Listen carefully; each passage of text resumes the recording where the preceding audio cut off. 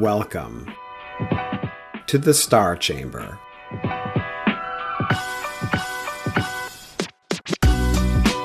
I'm Ryan Swayze, a retired Air Force Lieutenant Colonel and the founder and president of the Walk the Talk Foundation, a nonprofit that advocates for and advises currently serving and former military service members going through the arduous journey of administrative processes and investigations in our government. And I am Francescagraham, a retired Army Lieutenant Colonel and the Chief Operating Officer and Chief Advisor for the Walk the Talk Foundation. For all our returning guests, welcome back. And for our new listeners, thank you for tuning in. Before we begin this week's topic, please do not forget to hit that subscribe button, check out our Walk the Talk Foundation website, and hit that donate button if you think we're doing a good job. Also, check out our newsletter, the DoD Times Redacted, on all the socials, including LinkedIn, X, Instagram, and Facebook. Links in the description. All right, Star Chamber listeners, let's get started.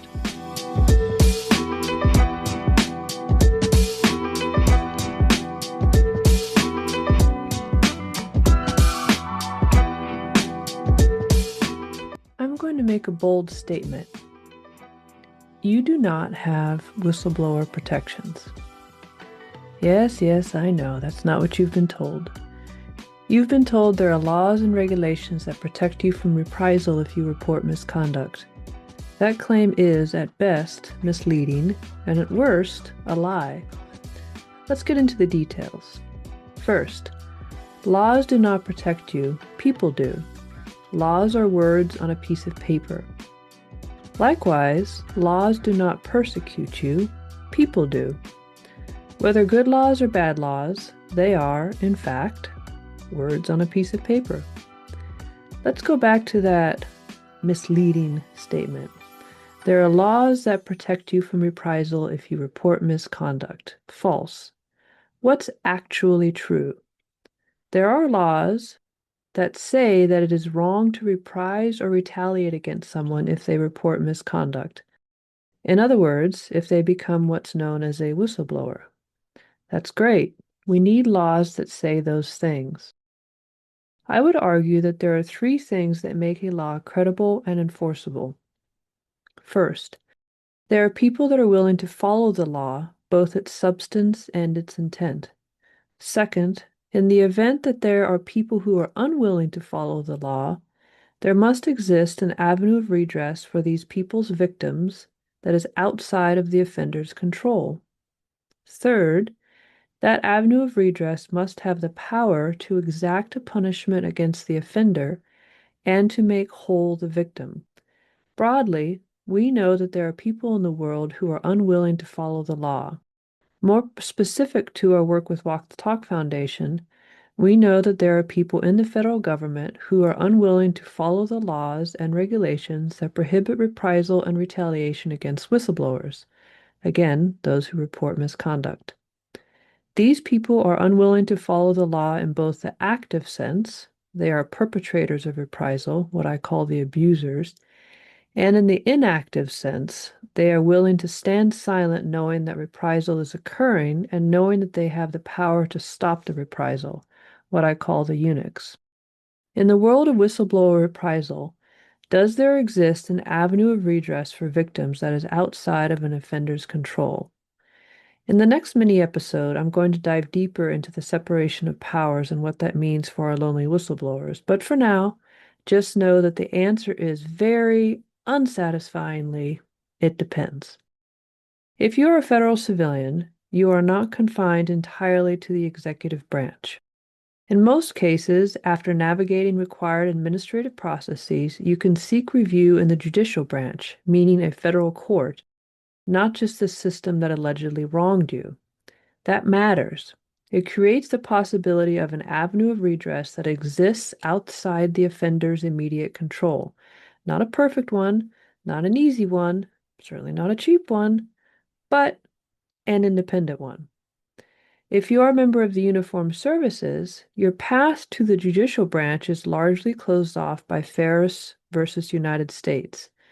The Ferris Doctrine bars most claims arising, quote, incident to service, unquote, which means that when a retaliation happens in the course of military life, federal courts are usually not an option.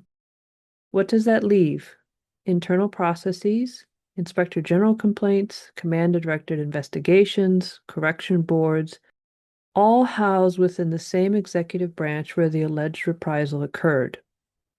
So yes, for the military, there are processes, but there's no reliably independent forum, no external check with the power to stand apart from the institution itself, the executive branch, and that distinction is everything.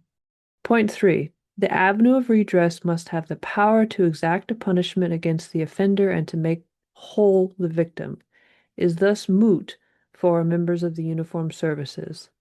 What about for federal civilians? Again, unsatisfyingly, it depends, or maybe. Can the judicial branch force the system to make a victim whole? Often, yes.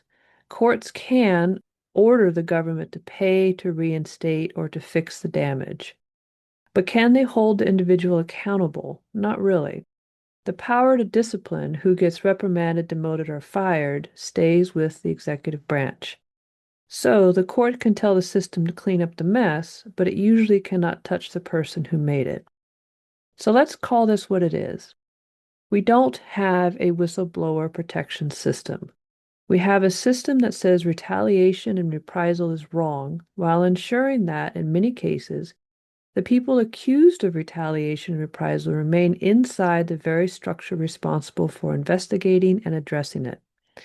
For federal civilians, there is at least the possibility of stepping outside that system. For those in uniform, that door is largely closed. And even when you do get outside the system, the best you can often hope for is that the institution cleans up the damage, not that the individual who caused it is ever held accountable. That's not protection, that's containment.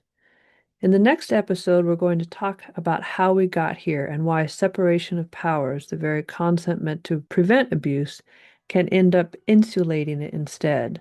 And that brings us full circle. Laws do not protect people. People protect people. And people persecute people. Every statute, every regulation, every policy is only as real as the individuals entrusted to carry it out. Which means the question isn't whether the law exists. The question is whether the people inside the system will choose to follow it.